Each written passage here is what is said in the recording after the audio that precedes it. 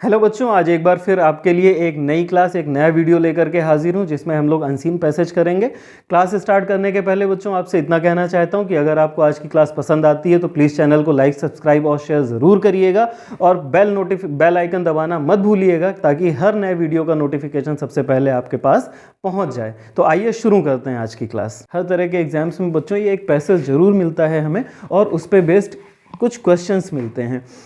Specially UP board की अगर बात करें तो बच्चों क्लास 10th में ये एक पैसेज हमें 10 मार्क्स का मिलता है।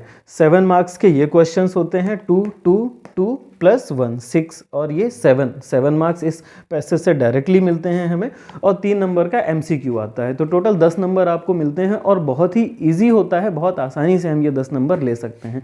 करना क्या होता है बच्चों, सबसे पहले जो पैसेज दिया होता है उस पर बेस्ड क्वेश्चंस पे एक नज़र मार लेते हैं। जैसे why did the poor women go to Buddha, एक पैसेज दिया है, इस पे बेस्ड पहला क्वेश्चन है कि why did the poor women go to Buddha, गरीब महिला बुद्ध के पास, महात्मा बुद्ध के पास क्यों गई। तो इसमें देखो बच्चों ये तो कॉमन है, व्हाई डिड है ना, ये क्वेश्चन पूछ रहा है, पूछा किसके बारे में जा रहा है, पुअर वुमेन के बारे में और लॉर्ड बुद्ध के बारे में। तो इतनी चीज हमें दिमाग में रख लेनी है। फिर सेकंड क्वेश्चन देखना है, what did the holy man ask. तो इस क्वेश्चन में एक अलग वर्ड या वर्ड्स क्या मिले हमें, होली मैन, ठीक, इसको अंडरलाइन करेंगे। What were the sad replies. अब देखो इसमें फिर क्वेश्चन वही common question what were the, लेकिन नया क्या मिला, सैड रिप्लाईज, ये मिल गया। विच वर्ड इन द पैसेज, तो इसका मतलब पैसेज में कोई वर्ड हमें लेना है जिसका मतलब है softly, in the passage means softly. तो सबसे पहला काम क्या होता है बच्चों, हमें बिना टाइम वेस्ट किए इन क्वेश्चंस को एक नज़र देख लेना है, याद नहीं करना है, लिखना नहीं है, बस देख लेना है और उसके बाद हमें पैसेज को एक बार रीड करना है। आंसर देते समय मैं आपको बताऊंगा कि गलतियां हम लोग कहां पर करते हैं। सबसे बड़ी गलती ये होती है बच्चों कि जैसे हमने एक वर्ड देखा यहाँ पर पुअर वुमेन, तो अब हम क्या करते हैं, नॉर्मली बच्चा क्या गलती कर देता है, पुअर वुमेन देखा और पुअर वुमेन पूरे पैसेज में देखा जहां मिल गया, जैसे इस लाइन में पुअर वुमेन मिल गया बच्चे को, तो वो क्या करता है, यहां से फिर क्वेश्चन पढ़ने की नीड नहीं समझता है, वो यहीं से क्वेश्चन का आंसर उठाता है और पूरी लाइन जहां तक खत्म नहीं होती है, medicine to restore her dead child to life, यहां तक देखा उसने कि एक सेंटेंस है पुअर वुमेन से रिलेटेड, तो यही पूरी की पूरी लाइन उठाकर यहां पर रख देता है। और बच्चों जैसे ही आप ऐसा करते हैं आपका पूरा आंसर रॉन्ग हो जाता है और आपको एक भी नंबर नहीं मिलते हैं। हमें एज इट इज ये लाइन्स उतार के नहीं लिखनी है, हमें देखना है कि क्वेश्चन हमारा किस फॉर्म में पूछा गया है और हमें आंसर उसी फॉर्म में लिखना है, जितना पूछा गया है आंसर उतना ही लिखना है। अब कैसे करते हैं ये काम, उसके लिए सबसे पहले हमें पैसेज पढ़ना होता है। पैसेज ऐसा आता है बच्चों, अनसीन का मतलब ही होता है जो आपने पहले ना देखा हो, अगर देखा होता तो सीन पैसेज बोलते, तो अनसीन मतलब नहीं देखा है, लेकिन ऐसा होता नहीं है, पैसेज बुक से रिपीट हो जाते हैं। तो इन पैसेजेस में बहुत सारे वर्ड्स आपको ऐसे भी मिल सकते हैं बच्चों जिनका मीनिंग आपको नहीं पता होता है। अब पता चला कोई वर्ड मिल गया जिसका मीनिंग हमें नहीं पता है, हम यहाँ तक बढ़े और हमें सौरों का मतलब नहीं पता है, तो हम रुक गए यहाँ पे, अब क्या करें, कैसे करें, सेंटेंस का मीनिंग ही नहीं क्लियर हो रहा है। तो ऐसी कंडीशन में हमें इन वर्ड्स को छोड़ देना होता है। जितने वर्ड्स आपको समझ में आ रहे हैं, मान लो इस पूरे पैसेज में 10 वर्ड ऐसे हो गए जो आपको नहीं समझ में आ रहे हैं, जिनका मीनिंग आपको नहीं आ रहा है, छोड़ दीजिए, कोई ज़रूरत नहीं है। बाकी जितने बचे हुए वर्ड्स हैं उनको मिला के सेंटेंस फ्रेम करिए। इस पूरे पैसेज का मतलब समझना होता है कि क्या होता है, ठीक है। एक लाइन दी है उसमें 2 वर्ड नहीं आ रहे हैं, कोई बात नहीं, हम उन वर्ड्स को छोड़ते हैं और बाकी दिए हुए पैसेज का मीनिंग निकालने की कोशिश करते हैं और उसके बाद उसी मीनिंग से हम इन क्वेश्चंस का आंसर देते हैं। ये तो रही बात थ्योरी समझने की। ग्रामेटिकली क्या मिस्टेक्स होती हैं ये हम अब देखेंगे, लेकिन उसके पहले हम एक बार पैसेज को पढ़ेंगे, ये आपको भी एग्जाम टाइम में करना है। A poor women once came to Buddha, एक बार क्या हुआ, वंस का मतलब होता है बच्चों एक बार, पुअर वुमेन एक गरीब महिला, केम टू बुद्ध, केम मतलब आई, second form of the verb है बच्चों, पास्ट इंडेफिनिट टेंस। तो एक बार क्या हुआ, once a poor women came to Buddha, एक बार एक गरीब महिला बुद्ध के पास आई। बुद्ध का मतलब भगवान बुद्ध के लिए यूज हुआ है, महात्मा बुद्ध के लिए यूज हुआ है। क्यों आई बच्चों, टू आस्क हिम, उनसे ये पूछने आई, टू आस्क हिम, किससे पूछने आई, लॉर्ड बुद्ध से। वेदर, वेदर का मतलब होता है बच्चों कि क्या, कि क्या he could give her any medicine, कि क्या he could give her any medicine, कि क्या वो उसको कोई ऐसी मेडिसिन दे सकते हैं, कोई ऐसी दवा दे सकते हैं। मेडिसिन बच्चों सबको पता होता है, मेडिसिन मतलब दवा। टू रीस्टोर मतलब होता है बच्चों ब्रिंग बैक, टू रिस्टोर का मतलब होता है ब्रिंग बैक, दोबारा से स्थापित करना कोई भी चीज। To restore her dead child, कि वो उसके मरे हुए बच्चे को रीस्टोर कर सकते हैं, ब्रिंग बैक टू लाइफ, जीवन में। मतलब एक बार एक गरीब महिला केम टू बुद्ध, भगवान बुद्ध के पास आई, टू आस्क हिम, उनसे ये पूछने कि क्या, वेदर की क्या, he could give her any medicine, कि क्या वो उसको कोई ऐसी दवा दे सकते हैं, to restore her dead child to life, जो उसके मरे हुए बेटे को ब्रिंग बैक टू लाइफ, दोबारा जीवित कर सके, दोबारा जीवन दे सके। तो देखो बच्चों, हमने पहले लाइन में क्या देखा था, why did the poor women go to Buddha, है ना, पुअर वुमेन बुद्ध के पास क्यों गई। अब हमें पहली लाइन से ये समझ में आया वो क्यों गई, वो इसलिए गई कि उसके मन में एक प्रश्न था कि क्या बुद्ध उसको कोई ऐसी मेडिसिन दे सकते हैं जिससे उसका बेटा दोबारा से जिंदा हो जाए। अब देखो गलती क्या हुई, जैसे क्वेश्चन में पूछा बच्चों यहां पर go, why did the poor women go, वो गरीब महिला क्यों गई, है ना, और आंसर में क्या दिया है, लाइन में क्या दिया है, वंस अ पुअर वुमेन केम। अब यहां पे गो था, यहां पर कम वाली फॉर्म दी हुई है। अब अगर तुमने यही केम लिख दिया तो आंसर तुम्हारा गलत हो गया, ठीक है। तो हमें क्या करना होगा, आंसर अपने वर्ड्स में लिखना होगा। कैसे, Y did the poor women. अच्छा देखो, जब कभी भी क्वेश्चन बच्चों वाई से होता है, अगर कोई भी क्वेश्चन वाई से पूछा गया है, क्यों, तो उसका आंसर होता है बिकॉज, मतलब क्यों की, ठीक। क्वेश्चन अगर क्यों से पूछा गया है तो आंसर क्या होता है, क्यों की। जैसे the poor women go to Buddha, है ना। तो देखो बच्चों, ये किस टेंस में दिया हुआ है क्वेश्चन हमारा। अब ये सबसे बड़ी गलती होती है बच्चों, हम जैसे एज इट इज ये सेंटेंस लिखते हैं और हम टेंस वगैरह का ध्यान नहीं देते हैं तो हमसे सेंटेंस गलत हो जाता है। हम क्या करेंगे, why did the poor women, हमने देखा कि ये कौन सा टेंस है बच्चों, डिड लगा हुआ है। डिड का यूज होता है बच्चों पास्ट इंडेफिनिट टेंस में, और जब डिड लगता है तो हमेशा वर्ब की फर्स्ट फॉर्म का यूज होता है। लेकिन जब कोई क्वेश्चन हम करते हैं तो क्वेश्चन हम इंट्रोगेटिव फॉर्म में करते हैं, तो उसमें स्ट्रक्चर कैसा बनता है, इंट्रोगेटिव, है ना। सबसे पहले क्वेश्चन वर्ड आता है, फिर हेल्पिंग वर्ब आती है, देखो क्वेश्चन वर्ड आया, फिर हेल्पिंग वर्ब डिड आई, फिर सब्जेक्ट आता है, आर्टिकल के साथ सब्जेक्ट आया द पुअर वुमेन। उसके बाद बच्चों वर्ब की फर्स्ट फॉर्म आती है according to the sentence, tense, कौन से टेंस में, ये पास्ट इंडेफिनिट का है तो हेल्पिंग वर्ब के साथ वर्ब की फर्स्ट फॉर्म आ गई। यहाँ मैं सीधे वर्ब लिख रहा हूँ, फॉर्म चेंज होती रहती है according to the helping verb. उसके बाद बच्चों हमें ऑब्जेक्ट लिखना होता है और फिर कॉम्प्लीमेंट वगैरह।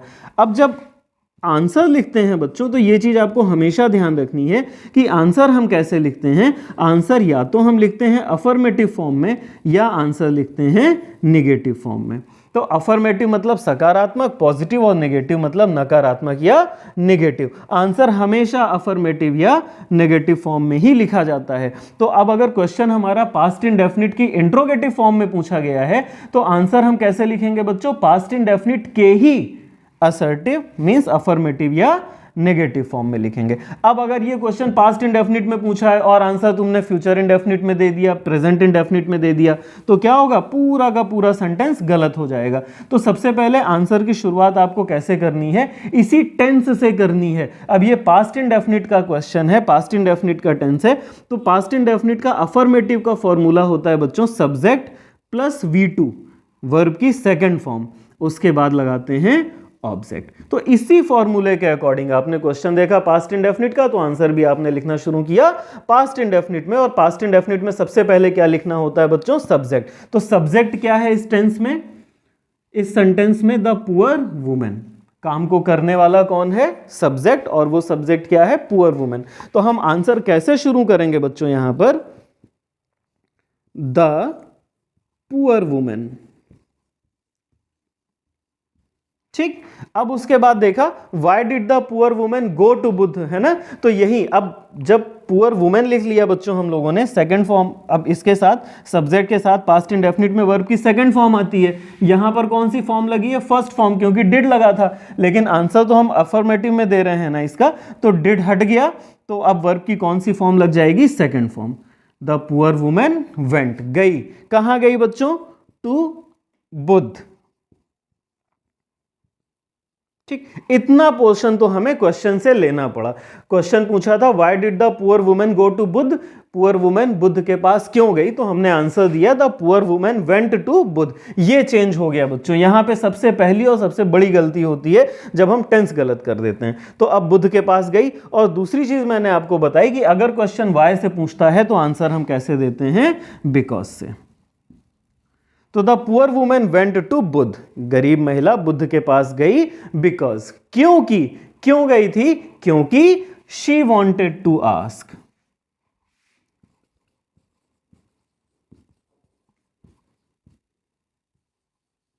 She wanted to ask him, वो उनसे पूछना चाहती थी, क्या पूछना चाहती थी कि क्या, whether he could give her any medicine. अब यहां से आंसर लिख देंगे, whether he could give her, देखो बच्चों क्या, एनी मेडिसिन,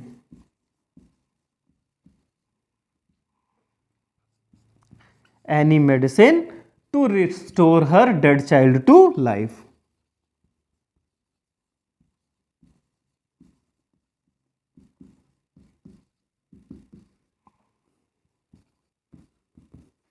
अब ये बच्चों पहला आंसर कंप्लीट हो गया।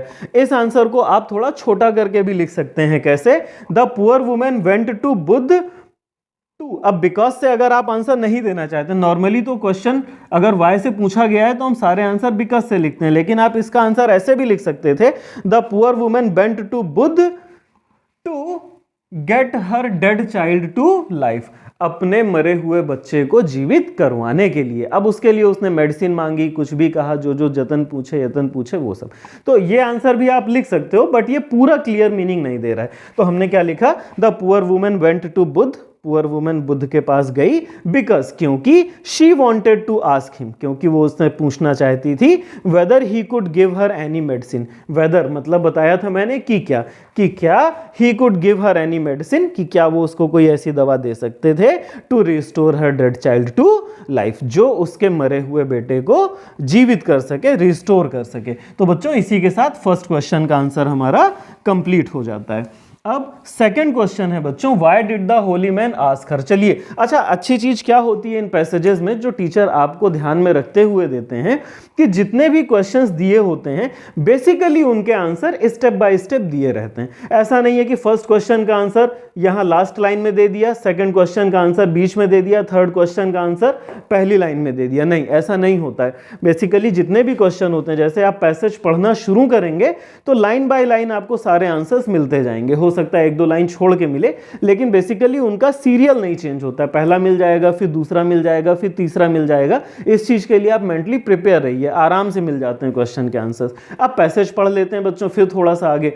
The holy man touched by the great sorrow of the women.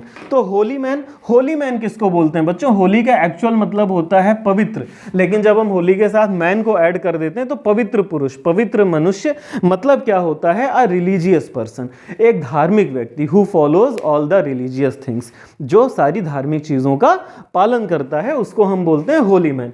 तो the holy man touched by the great sorrow. Touch मतलब होता है बच्चों टू फील सिंपैथी, बस द्रवित हो जाना, दुखी हो जाना, सहानुभूति पैदा हो जाना किसी के लिए, ग्रेटिट्यूड पैदा हो जाना किसी के लिए, हृदय में एक भावना आ जाना। तो the holy man touched by the great sorrow of the women. तो वो जो होली मैन थे, जो रिलीजियस मैन थे, भगवान बुद्ध जो थे, वो उस महिला के ग्रेट सॉरो, जो उसका बहुत बड़ा दुख था। अब ग्रेट का मतलब महान मत लगा लेना कि महान दुख था, दुख महान नहीं होता है बच्चों, दुख बड़ा होता है, ये समझने वाली बात है ना। तो the holy man touched by the great sorrow of the women told her, उस महिला के उस बड़े दुख से द्रवित होकर के, सिंपैथाइज्ड होकर के उन्होंने उसे बताया, क्या बताया? दैट कि there was only one medicine, कि केवल एक मेडिसिन थी, विच कुड रिवाइव हर सन, जो उसके बेटे को जीवित कर सकती थी, जिंदा कर सकती थी। He asked her to bring him a handful of mustard seed. और वो मेडिसिन क्या थी? उन्होंने क्या उपाय बताया? ही आस्क्ड हर, उन्होंने उससे कहा, to bring him a handful of mustard seed. Handful मतलब होता है बच्चों मुट्ठी भर, और मस्टर्ड मतलब होता है सरसों, ठीक है, और सीड का मतलब होता है बीज। उन्होंने कहा कि एक मुट्ठी भर सरसों के बीज ले आओ, या एक मुट्ठी भर सरसों ले आओ, सरसों के दाने होते हैं बच्चों, है ना। फ्रॉम अ हाउस, एक ऐसे घर से, where death had never entered. तो उन्होंने कहा कि ठीक है, मैं तुम्हारे बच्चे को जिंदा कर दूंगा, एक मेडिसिन ऐसी है, अगर तुम ये कर सको तो तुम क्या करो कि मुझे किसी एक घर से एक मुट्ठी भर सरसों के दाने ले आओ। तो कोई भी किसी के घर से भी ला सकता है, सरसों के दाने आसानी से मिल जाते हैं। लेकिन उन्होंने कंडीशन क्या लगा दी, एक ऐसे घर से लाना where death had never entered, जहां जिस घर में कभी मृत्यु का प्रवेश ना हुआ हो। एंटर्ड मतलब प्रवेश होना, मतलब एक ऐसे घर से सरसों का दाना लाओ जहां पर कभी किसी की मृत्यु ना हुई हो। ठीक, तो यहां तक पढ़ा। अब हम दूसरा क्वेश्चन देख लेते हैं। What did the holy man ask हर। देखो फिर वही डिड लगा है, पास्ट इंडेफिनिट का इंट्रोगेटिव सेंटेंस है, डिड के साथ फर्स्ट फॉर्म, लेकिन जब हम आंसर लिखेंगे तो क्या कर देंगे, सब्जेक्ट प्लस वर्ब की सेकंड फॉर्म, है ना। तो what did the holy man ask हर, उस पवित्र आदमी ने, उस रिलीजियस आदमी ने उस महिला से क्या कहा। तो क्या कहा बच्चों, यहां से टीप के नहीं लिखोगे, बिल्कुल एज इट इज ये लैंग्वेज लिख दोगे, आंसर गलत हो जाएगा। आपने पैसेज पढ़ा, पैसेज समझा, now you have to write the passage in your own words. तो क्या करेंगे बच्चों, क्या कहा उस होली मैन ने, उस पवित्र आदमी ने, उस रिलीजियस आदमी ने, महात्मा बुद्ध ने उस महिला से, to bring him a handful of mustard seed, कि वो उसे एक मुट्ठी भर मस्टर्ड सीड्स ला करके दे, ऐसे घर से जहां कभी किसी की मृत्यु ना हुई हो। तो कैसे लिखेंगे बच्चों आंसर, सबसे पहले वी नीड अ सब्जेक्ट। इसमें सब्जेक्ट कौन है, काम को करने वाला कौन है। अच्छा बच्चों, अगर ये सब्जेक्ट नहीं समझ में आ रहा है कि मैं कैसे होली मैन को सब्जेक्ट कह रहा हूं, कैसे पुअर वुमेन को सब्जेक्ट कह रहा हूं, तो सब्जेक्ट फाइंड आउट करने का एक तरीका होता है। जो व्यक्ति या जो इंसान किसी काम को करता है या जिसके बारे में कुछ कहा जाता है उसको सब्जेक्ट बोलते हैं। अब यहाँ पे ये टॉपिक डिस्कस नहीं कर सकते, इसके लिए आप अपने ही चैनल पर सब्जेक्ट, वर्ब और ऑब्जेक्ट वाली वीडियोस हैं, उसमें सेपरेट सब्जेक्ट बताया है, ऑब्जेक्ट बताया और वीडियो बताया, 3 वीडियोस में आप देखेंगे तो उसमें पूरी तरह से क्लियर हो जाएगा, देख लीजिएगा, लिंक डिस्क्रिप्शन बॉक्स में दे दिया है। तो what did the holy man ask her, तो सबसे पहले बच्चों we need a subject, second answer the holy man. और बच्चों अब वर्ब की कौन सी फॉर्म चाहिए, आस्क की सेकंड फॉर्म होती है asked. The holy man asked her, उस पवित्र आदमी ने, होली मैन ने, रिलीजियस मैन ने उसे कहा, क्या कहा, टू ब्रिंग हिम, ब्रिंग मतलब बच्चों लाना, to bring him a handful of, a handful of मतलब बच्चों मुट्ठी भर, पढ़ा भी हम लोगों ने, a handful of mustard seeds, है ना। कहां देखो, यहां पे दिया हुआ है ना बच्चों, ask the lady to bring him a handful of mustard seed from a house where death had never entered। अब यहां से आप लिख सकते हो mustard seed from, देखो, a house where death had never entered। ठीक, इस तरह से सेकंड आंसर भी कंप्लीट हुआ। लेकिन आप देखिए कि हम लोग कोई भी आंसर पूरा पूरा कॉपी नहीं कर रहे हैं। You have to write the answer according to the question in the same tense in which the question has been asked. जिस टेंस में क्वेश्चन पूछा गया है उसी टेंस में आपको आंसर लिखना है, नहीं तो गलत हो जाएगा। अब बच्चों थर्ड आंसर देखते हैं, थर्ड क्वेश्चन देखते हैं। What were the sad replies. चलो अभी ये तो हमने पढ़ा नहीं था, सैड रिप्लाईज तो अभी कहीं मिला नहीं है। अब हम आगे का पैसेज पढ़ते हैं, यहां तक पढ़ लिया था। The women went from door to door. अब जब बुद्ध ने कहा कि एक किसी ऐसे घर से मुट्ठी भर मस्टर्ड सीड लाओ जहां किसी की मृत्यु ना हुई हो, तो अब उस महिला ने कहा चलो ठीक है, ऐसा करेंगे तो फटाफट लेके आती हूं तो मेरा बेटा जिंदा हो जाएगा। तो वो कहां गई, the women went from door to door. वो महिला, डोर टू डोर मतलब होता है बच्चों दरवाजे दरवाजे, हर किसी के दरवाजे पर गई, बहुत सारे लोगों के पास गई। Seeking the mustard seed, seek का मतलब होता है बच्चों ढूंढना, seeking the mustard seed, mustard के सीड को ढूंढते हुए गई कि कहीं मिल जाए मुझे मुट्ठी भर मस्टर्ड सीड। बट लेकिन क्या हुआ, every door she met with the sad replies. Every door, हर दरवाजे पर क्या हुआ, she met with the sad replies. Met मतलब होता है मिलना, सैड रिप्लाईज दुख भरे उत्तर, है ना। देखो आ गया सैड रिप्लाईज बच्चों, तो इसका मतलब है यहीं कहीं से हमें लेना है आसपास से आंसर ना, लेकिन कॉपी नहीं करना है। तो हर दरवाजे पर जहां वो गई मस्टर्ड सीड ढूंढने के लिए बच्चों, वहां पर क्या हुआ, उसको एक समान सैड रिप्लाईज मिले। क्या रिप्लाईज मिले बच्चों, वन सैड, किसी एक व्यक्ति ने क्या कहा, आई हैव लॉस्ट माई हस्बैंड, मतलब अब ये हस्बैंड खो दिया है तो फिर वो कोई महिला ही होगी ना, तो उस महिला ने कहा आई हैव लॉस्ट माई हस्बैंड, मतलब मैंने अपने पति को खो दिया। खो दिया नहीं, मेले में गई है, छोड़ के चली आई कुंभ के मेले में। यहां पर आई हैव लॉस्ट माई हस्बैंड का मतलब हुआ बच्चों कि उसके पति की डेथ हो गई है। ठीक, और बच्चों देखो और क्या रिप्लाई मिला, अनदर सेड, दूसरे व्यक्ति ने क्या कहा, are youngest child died last year, कि हमारा जो सबसे छोटा बच्चा था वो लास्ट ईयर मर गया। She returned with a heavy heart, अब वो महिला वापस लौट आई। तो देखो अब यहां तो अभी आगे पढ़ेंगे हम लोग, यहां देखो क्या रिप्लाई मिले। क्वेश्चन क्या था बच्चों, what were the sad replies that people gave हर। तो अब देखो बच्चों यहां पर हमें थर्ड आंसर लिखना है, किस हिसाब से लिखेंगे हम लोग, क्या पूछ रहा है question, what were the sad replies, क्या थे वो सैड रिप्लाईज, दुख भरे उत्तर, दैट पीपल गेव हर, जो लोगों ने उसे दिए, है ना।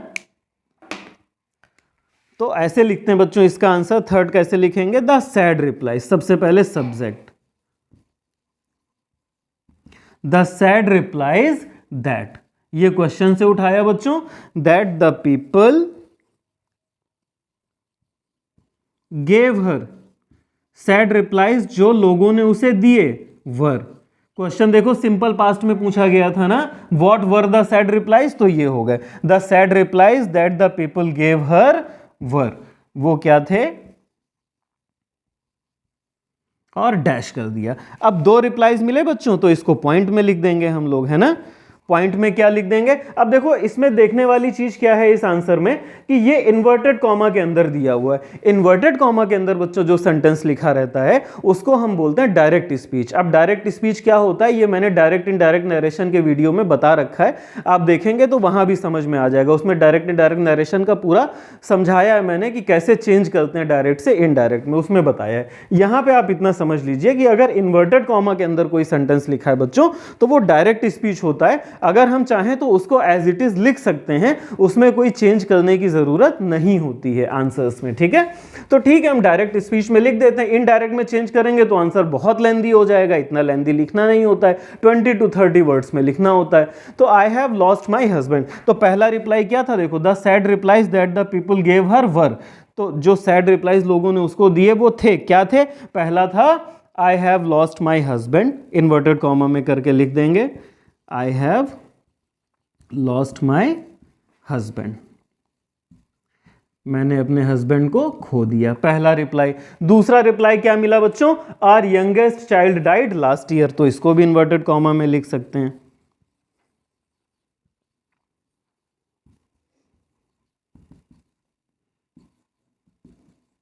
Died last year. बच्चों ध्यान रखिएगा कि इन्वर्टेड कॉमा में लिखना जरूरी है अगर डायरेक्ट स्पीच आप एज इट इज लिख रहे हैं तो। अगर इन्वर्टेड कॉमा नहीं लगाओगे तो मीनिंग चेंज हो जाएगा, आंसर गलत हो जाएगा। अब अगर इसको हमें इनडायरेक्ट स्पीच में चेंज करके लिखना होता बच्चों तो हम लोग क्या लिखते, वन सेड, तो वन सेड का मतलब अ lady said that she had lost her husband, ऐसे भी लिख सकते थे इसको इनडायरेक्ट स्पीच में। यहां क्या लिख सकते थे, the sad replies that the people gave her were, number 1 a lady said that she had lost her husband, कि उसने अपने पति को खो दिया, और another said and someone else said that they had that their youngest child died last year. बहुत सारे चेंज करने पड़ेंगे बच्चों इनडायरेक्ट में करते समय, उसके लिए पूरा 44-45 मिनट का वीडियो मैंने बना रखा है, आप देख लीजिएगा। लेकिन जब इन्वर्टेड कॉमा में कुछ हो तो हम आंसर में उसको एज इट इज लिख सकते हैं। तो हम बहुत लंबा नहीं करेंगे वरना आंसर हमारा 50 to 60 वर्ड्स में पहुंच जाएगा, हमें 20 to 30 वर्ड्स में लिखना होता है मैक्सिमम। तो ये हो गया थर्ड आंसर। फोर्थ क्वेश्चन क्या है बच्चों, देखो एक क्वेश्चन मिलता है, विच word in the passage means softly. इस पैसेज में ऐसा कौन सा वर्ड है जिसका मतलब है सॉफ्टली। अब इसकी जगह यह भी पूछ सकता था, विच word in the passage is the opposite of softly. अभी तो इसका सेम मीनिंग पूछ लिया ना, इसका अपोजिट भी पूछ सकते थे, इसका सिनोनिम या एंटोनिम करके भी पूछ सकते थे कि what is the which word in the passage is the synonym of softly, या which word in the passage is the antonym of softly. तो ऐसा दिया रहता है। तो अभी मीनिंग पूछा है, मतलब इस वर्ड का एक सेम मीनिंग इसमें दिया हुआ है। चलो इतना हो गया, अब आगे का पैसेज पढ़ते हैं हम लोग। तो one said I have lost my husband and another said कि our youngest child died last year. फिर क्या हुआ, इतना सुनने के बाद she return with a heavy heart. With a heavy heart का मतलब होता है with sorrow, by being sad, ठीक है, बहुत दुखी होकर के। विद अ हैवी हार्ट का मतलब होता है वेरी सॉरोफुल। तो वो बहुत दुखी होकर के क्या हुई बच्चों, रिटर्न, लौट आई, वापस आ गई। टू, कहां लौट आई, टू द होली मैन, उस होली मैन के पास, लॉर्ड बुद्ध के पास। Who told her tenderly, who, जिन्होंने, किसके लिए आया है, बुद्ध के लिए। Who told her tenderly, जिन्होंने उसे टेंडरली। अब देखो एक तो छोटा सा लॉजिक होता है, जैसे तुम्हें इस पूरे पैसेज में ऐसा कोई वर्ड नहीं मिला जिसके लास्ट में एल वाई लगा हो, एडवर्ब हो। तो यहां पे देखो सॉफ्टली एल वाई लगा, यहां पे टेंडरली एल वाई लगा है। जब कुछ ना मिले, जब किसी वर्ड का मतलब ना समझ में आए, तो हम लोग क्या करते हैं, मिलते जुलते शब्द छांट लेते हैं। जैसे इस पैसेज में और कोई ऐसा वर्ड तो दिया नहीं है, तो बड़ा आसान हो गया हमारे लिए। हमने देखा सॉफ्ट में एल वाई लगा सॉफ्टली, टेंडर में एल वाई लगा टेंडरली, तो ये इसका मीनिंग हो जाएगा। तो इसको बोलते हैं तुक्का लगाना। तो ऐसे तुक्का भी लगा सकते हो जब आपको मीनिंग नहीं समझ में आता है, ठीक है। वैसे इसका मतलब होता है, टेंडरली का मतलब ही होता है सॉफ्टली, बहुत नाजुक, आराम से, सॉफ्टली बताया। क्या बताया उन्होंने, told her tenderly that she must not think much of her own grief, कि उस महिला को अपने ओन ग्रीफ, ओन मतलब होता है बच्चों खुद का, और ग्रीफ मतलब होता है दुख, अपने खुद के दुख के बारे में इतना नहीं सोचना चाहिए। सिंस का मतलब होता है बच्चों क्योंकि sorrow and death are common to all, क्योंकि मौत और दुख जो है, सॉरो एंड डेथ, दुख और मृत्यु जो है वो सभी के लिए कॉमन है, मतलब सबको आती है। तो मेरे पास आई हो मेडिसिन पूछने, मुझे भी एक दिन मृत्यु आएगी, और दुनिया में सबके घर में मृत्यु आती है। कोई घर ऐसा नहीं है जहां पे मृत्यु ना आती हो, तभी तो तुम्हें सरसों के एक मुट्ठी भर दाने नहीं मिले। तो इसका मतलब यह है कि तुम बहुत ज्यादा मत सोचो अपने दुख के बारे में, दुनिया में बहुत सारे लोग हैं और ये दुख सबको आता है। तो उन्होंने इस तरह से उस महिला को समझाया। तो देखो बच्चों, लास्ट क्वेश्चन हमारा क्या है, विच word in the passage means softly. तो अब इसका आंसर कैसे लिखोगे बच्चों, क्योंकि आंसर सारे पैसेज में दिए रहते हैं, मैं आपको ये वीडियो सिर्फ इसलिए बता रहा हूं कि आप एज इट इज कोई आंसर ना छाप दीजिए यहां पे, नहीं तो गलत होगा। जैसे क्वेश्चन पूछा है जिस फॉर्म में, उसी फॉर्म में आंसर लिखिए। विच word in the passage means softly, तो इसका आंसर कैसे लिखेंगे बच्चों, फोर्थ आंसर हो जाएगा हमारा, इन द पैसेज